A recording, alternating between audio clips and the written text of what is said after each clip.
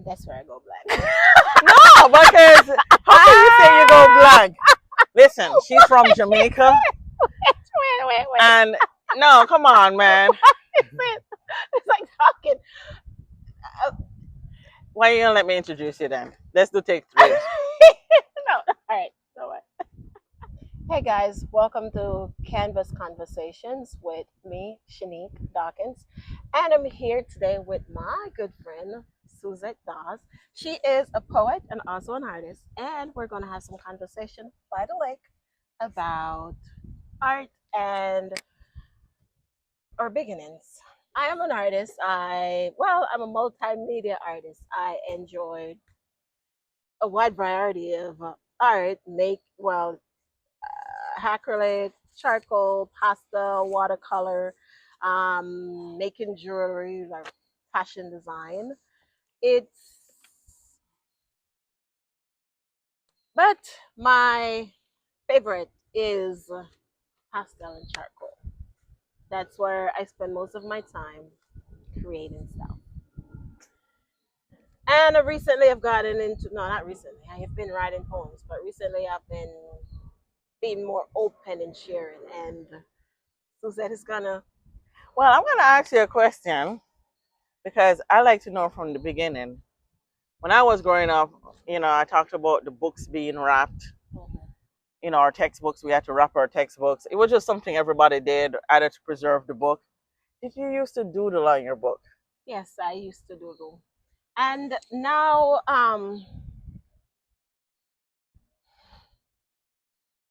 take a deep breath. It's something I don't do a lot now, and I need to get back into that, like sketching. But I saw you sketching the other night. You were I doodling on the do. doodle pad. Oh, and the doodle pad because that maybe I need to get more of that. The little kitty thing. Yeah, Yes. that's doodling. Yes, Because but that's a what book, reminded like, me but about. but like sketching in my sketchbook, I don't do that a lot. If it's not on a canvas, it's kind of like I'm not painting, and I don't want it to be that way because then all the fun, I lose all the fun because it's like everything you're thinking about, like you're creating it to sell or to do something, like even though I do, the whole intention is to make money from my artwork, but at the same time, it's like there's no fun. The little girl in It's me just right. You want to have a not little getting out fun, to and play. when I think of the doodling, it reminds me of high school or before high school, and you get to play with the Afraid. thing. Yeah. Well, here I am. I'm back. This is somebody. A couple months from now, I'm gonna look back and be like, oh, Hey, this is the beginning, though, right? it And is the the beginnings beginning. can be a little bit, Shaky. shaky. You We're gotta trying to get figure used out the to it. best setting, where to do this at, and Yeah, but I actually like it. Like the yeah. setting, this background, it might change, but I like the outdoorness. It's something different because normally on a podcast you see people inside sitting on a couch and Yeah. yeah. My beginning, I also used to do the textbook and doodle on the textbook. I did art. I went to Wilmer's and I had a choice in fourth form to do geography or history, and I begged. I went to the art teacher. I remember Mrs. Dunn, Mr. Watson, Mrs. Beaufort, and I was like, please, please, I want to do art. I want to do art, and they're like, okay, but you're gonna have to put extra into it, and I did, and I actually did get my GCE in art. I had to do charcoal. So we had to do the figure, and I remember this little old lady used to come and pose, and I used to draw her. We did still life, Yeah. which was use crayons and watercolor, and that was pretty much it. My extent to art was just pencil or watercolors. I think during actually before the pandemic, I did try playing with oils, but on my own, I was self teaching myself, and that's because I took a break from art after high school and I went more sciences. It's one of those Caribbean Jamaican parents who are like, oh, you're gonna go do art, and they make you do more science, or you got to be a teacher, doctor, engineer, kind of thing, right? Choose something else to do because You're not art, you're gonna not gonna make live it. on Yeah. this, yeah. So I did do something else, and I'm still doing something else, but I'm also trying to bring back the art because it gives me pleasure. Yeah. It's like there's something missing. Without art, Yeah, there's something missing. something really missing. Even when it don't make no sense, like the money is not coming in, or it's just not hard. You're not figuring it out. You still still do it. I know, but it's the funniest thing is while I was away, let's call it away, I did poetry, so that's still a little bit of arts Yeah. in there. Yeah. But I noticed something. I saw a lot of art, like when I was on the cruise ship, and I found myself going to the art shows and said, I could. Why am I still not drawing? I like this, and I'm one of the few people who likes going to art shows. I'm like, I want to be in an art show. How you feel about that? You know, going to see other people put out art, and you're like, wait a minute, I could do something like that. I'm not saying I could do what you do, and I give you your, right? I'm giving everybody their props, their flowers. I'm not trying to take your stuff. Well, it's art is about this expressing yourself in your way, in your own Yeah. way. It's not about okay, I create art in my own way, you create art in your own way, and that's just how we express ourselves. Well, what made you come back to art? Because I mean, you have a IT degree, right? Yes, I do have a IT degree, but You never left. once my whole dream, well, backtrack. When I was like 9 years old, I was like, hey, my mother, I know exactly what I want to be when I grow up. I'm like, I want to be an artist. All right, so I try to go down because again, the whole belief that artists never make it famous until they die, and they always this whole starving artist myth. It's kind of like find something else to do that will put food on your table and you won't be starving. So I went off to IT because I next to art, making things, creating things, I enjoyed like fixing stuff and figuring out how things work. And I enjoy computers. When it comes to tech, like I could sit there and I'll figure things out. So my whole dream And was to be like a database administrator and build database and I'm just gonna segue, as they like to say, because you bring in technology. I've been seeing a lot of the technology and art combos. yes, So it could match because especially if you're doing like web page design, there's some artistry to it. I'm in web design. Yes, you do come Yeah. in. But while I was on this chase of being this big database administrator and climbing the whole tech ladder and writing codes and stuff, it's like there was something missing. Like I was not happy. Mm. So I had to go back to backtrack and start doing a whole lot of self discovery, go back and self explore. Like, what was it that bring me joy that used to make me, wanna like maybe just be happy. Because I don't have to leave. Traveling is good where you go out and you see other Yeah. places, but at the same time, it's like I can find happiness right here where I'm at, and I'm like, what bring me that joy or make me happy? And it bring me back to my art. Like I'm not creating. I'm just not doing Yeah. none of that. I So find that too because between poetry, art, I yes. have to do something like that. Otherwise, I find myself overdoodling. Mm. I'll be sitting down in a meeting and they're like, "So, oh, you taking notes?" I'm like, I'm not taking notes. I'm actually sitting there drawing. So I need to, have an outlet for that so that, when I'm in a meeting, I can pay attention. But I find like there's always because even if I wasn't painting or drawing, I would still be making jewelry. I would do this design for fashion jewelry or even write because writing not I don't think it's poetry, it's prose, more prose or journaling the way It's still better. it's still an art because you're expressing yourself, Yes. right? So I always find that I'll do that daily or often because that's how I get all these intrusive thoughts out of my head. Like that's how I think straight. If I don't empty those thoughts, then whew. Yeah. So balancing the life. So the beginning actually helps shape your journey. Yes. And I realize that now the things that I'm doing now are actually things that I was doing when I was younger. And I'm like, am I Hmm. stuck in a loop or is this like how it's supposed to Well, be? I have to admit to you that I feel a little bit in a loop because I find whenever I'm going, I'll try something new like the pour acrylics, Yeah. and then to reset myself, I'll go back to watercolors, Yeah. painting and watercolors. Just the basic, not even acrylic. Just go back to when I did watercolors, like when I was in high school. So I mean, I could totally understand, going in the loop, but I'm learning and increasing the loop. But then again, that's what art is. Like an artist just keep doing the same thing over and over and over and over the same steps. Like if when you're working on a painting or drawing, it's like you just keep on filling in, removing, filling in, removing, filling in, removing, until they get to the point where you just said, all right, you know what? That's it. I'm That's it. done. Yeah, I mean, it's very good. The beginnings. Now, when you get into the, I call it exploration. Tell me some of the stuff you've tried. Because you said something about jewelry. What made you go into jewelry as an art form? Because it seems different from your pastel paintings. Yes, it is. It is different.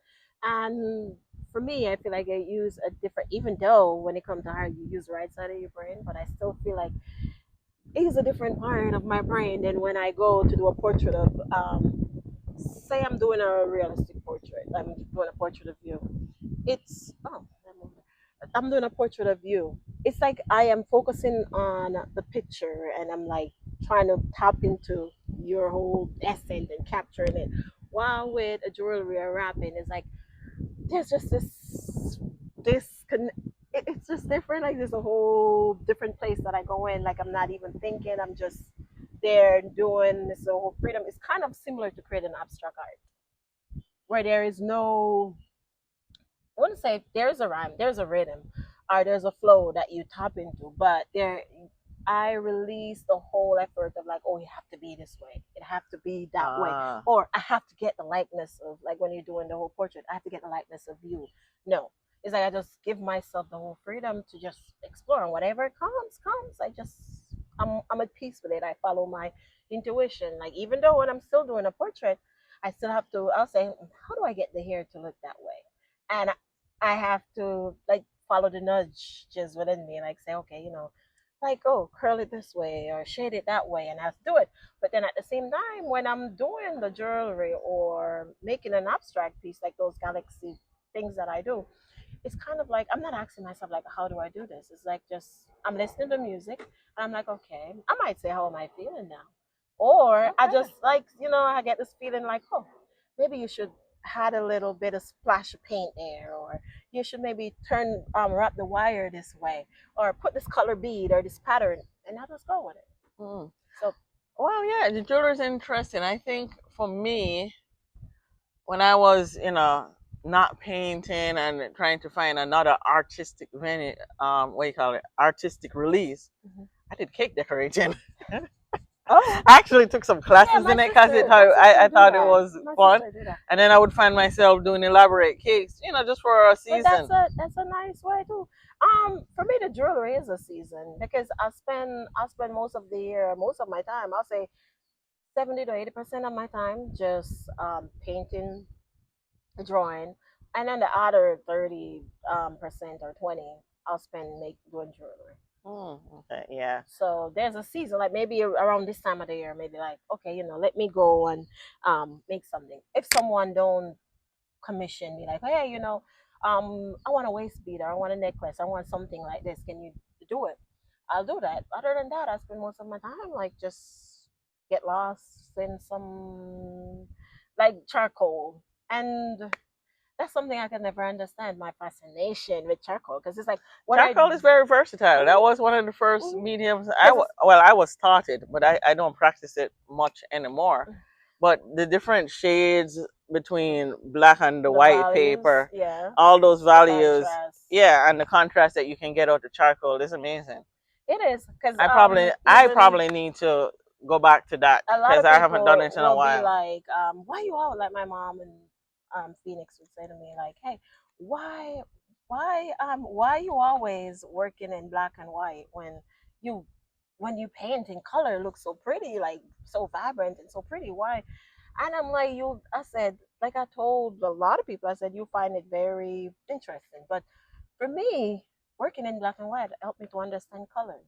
Like people Yeah, would it think like does. mixing colors, doing the whole color theory, and you would get it. But no, for me, black and white, I know, okay, if I want this color to be darker, the volume, like go dark, I know exactly what to do by just working with charcoal. And then it also helps you with the shadows too. Yeah, with the shadows, like understanding light and shadow, that's a big thing for me when I want it to be realistic. But then even with the abstract, you still they all connect. And that's when Picasso, what he said, like you have to learn the rules Like you have to learn the rules like before you can break the from rules. It was Pound, Ezra Pound, or one of those who also said the same thing. You got to know the rules to break the rules, because that's what brought in that new wave of poetry, where they were, just they're like, no, I'm not gonna do that. I am Big Panther, and they're gonna go with more imagery and all that stuff. Yeah. So yeah, you got to know the rules to break the rules. I feel like for me to write a poem, I can write the Yeah, poem like the metaphor and simile and all of them.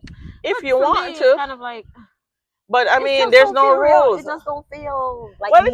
it all depends on what you're trying to do. Because I mean, one thing I learned from Claude McKay was that he used the form, and Langston Hughes, I heard, used to criticize him for using the iambic. Way of Right, writing. but I like Claude McKay way. I love Langston Hughes' way of writing. Because I like that he could take the old form and modernize it, and they usually call his stuff sonnets. I mean, I can write in that form, and if I want, I can just write from my mind, and it still sounds rhythmic when I read it. Yeah. I don't know if when other people read it, it's rhythmic, and I think that's where the prose poetry thing comes in, because nowadays it's so open.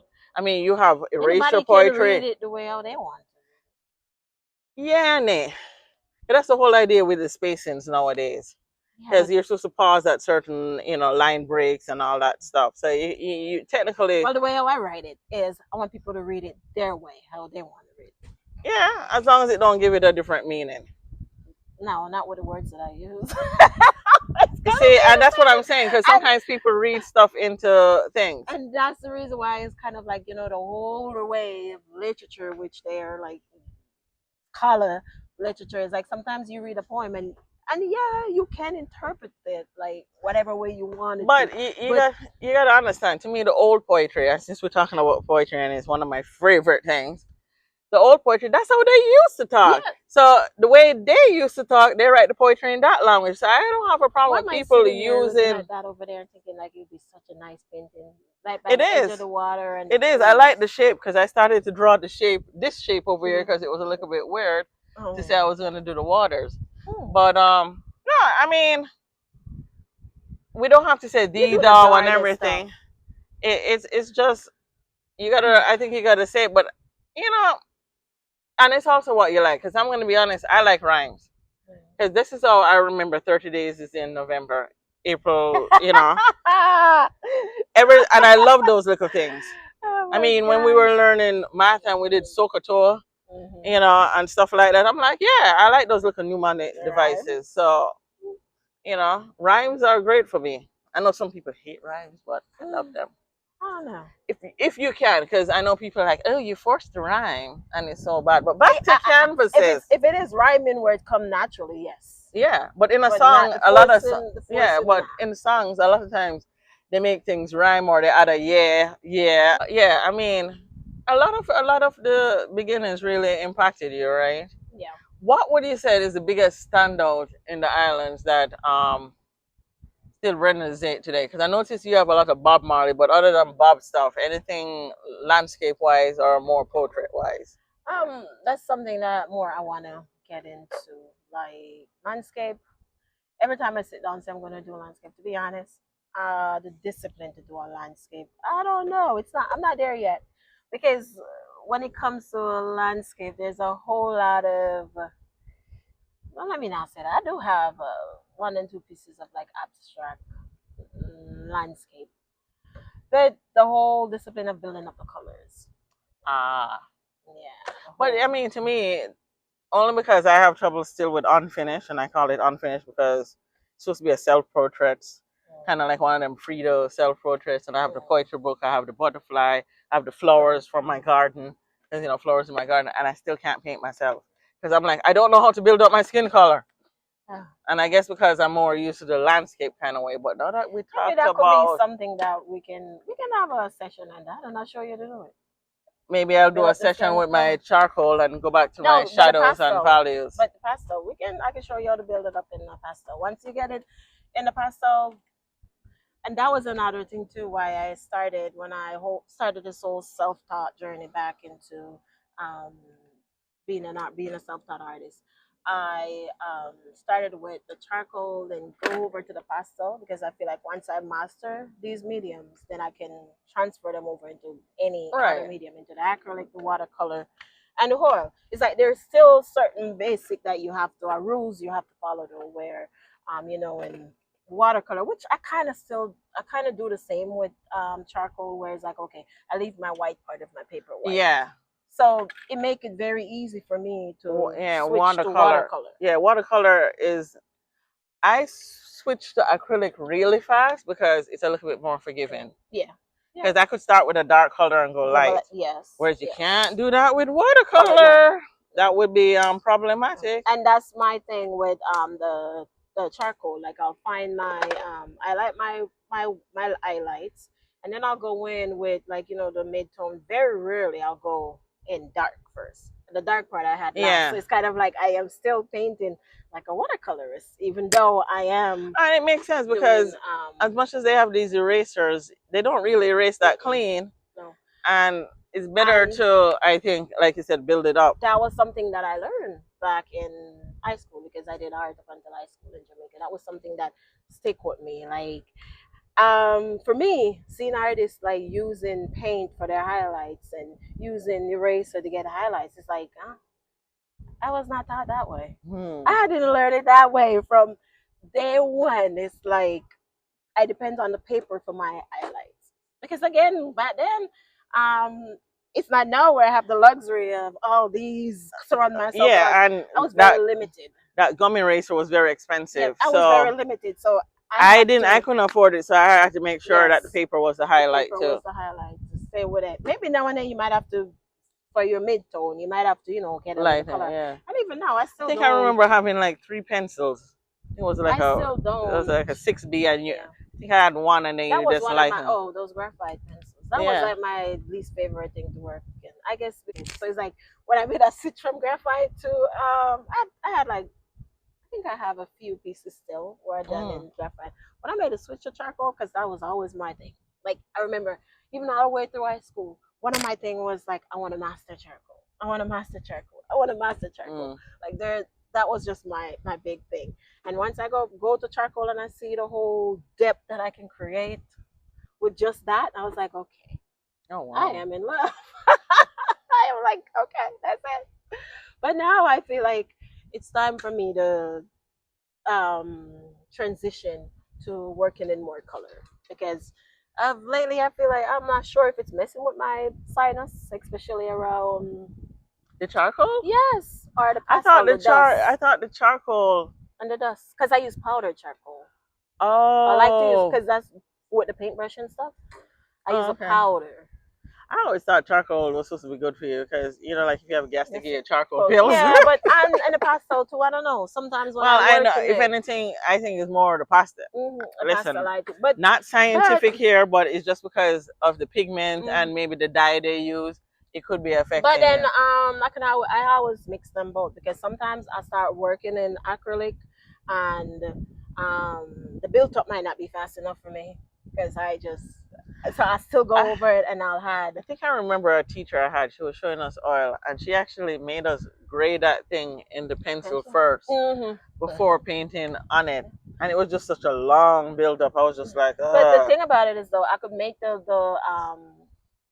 the first layers acrylic, and then I'll just go in with the pastel and I'll build up. It's the same with the watercolor. If I want, I could start with the watercolor, and then I'll just go in the pastel, and you won't even tell if I don't tell you. Like, it's mixed media. A lot of time, if you see like my pastel drawings, and I'll say, oh, that's pastel. Somebody will ask me, it's not pastel. They're like, are the charcoal? They'll be like, that. I'm gonna say, yeah, because the way I use the brush and I blend, and I need to get away from that blending.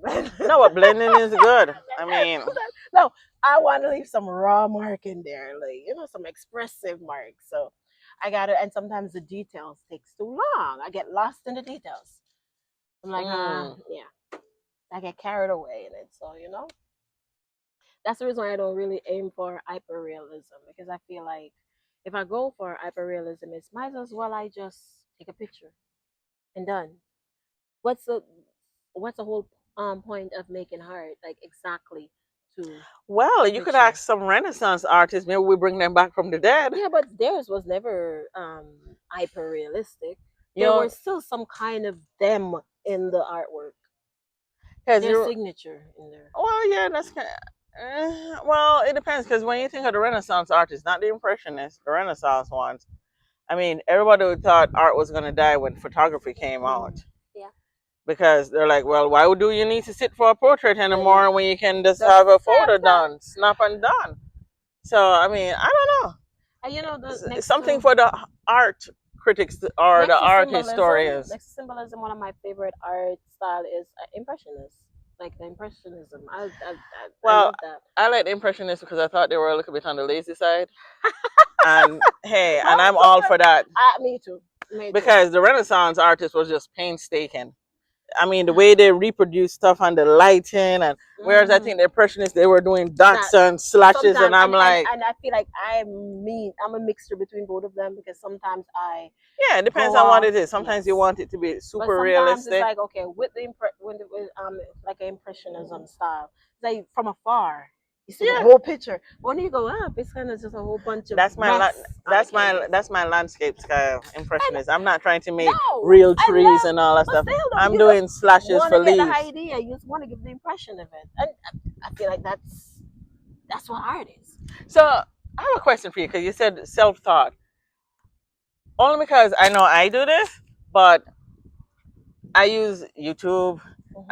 I've followed other people online when they're doing classes. Have you done any of that as part of your That's self taught journey? no. I bought all these art books. I'm not gonna lie. Oh, I you bought use the all of books. these books. No, I bought all these books. Like even this. I have this book from like when I came over maybe 10 years now, right? Let's go. And I read it. The I pick it up. watercolor I'll artist. pick it up. For those who are just listening, it's called the Watercolor Artist Bible from Marilyn Scott.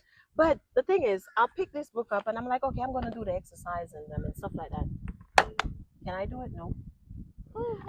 I'll read the little information in, but no, no, no, no. And on YouTube or Instagram, I'll maybe watch a Yeah, and video. get an But idea. the whole thing about it is to watch them and follow them step by step. It's kind of like No, because sometimes I'll watch them to get an idea what they do. yes. But And there are a couple of people who I have taken a class from them and no. painted along with them.